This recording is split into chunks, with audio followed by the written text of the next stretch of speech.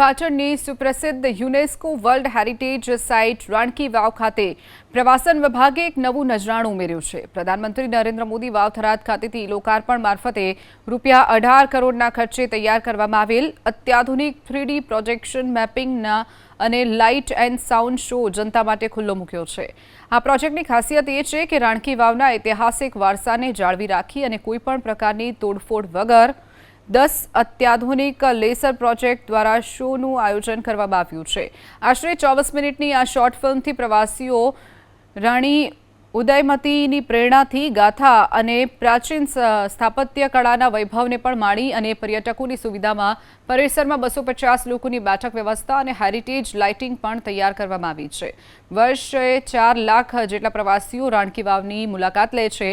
હવે આ આધુનિક ટેકનોલોજીના ઉમેરાથી પ્રવાસીઓની સંખ્યા વધવાનું અનુમાન છે। પહેલા દિવસે જ આ શો નિહાળી સ્થાનિકો અને પર્યટકો અભિભૂત થયા હતા।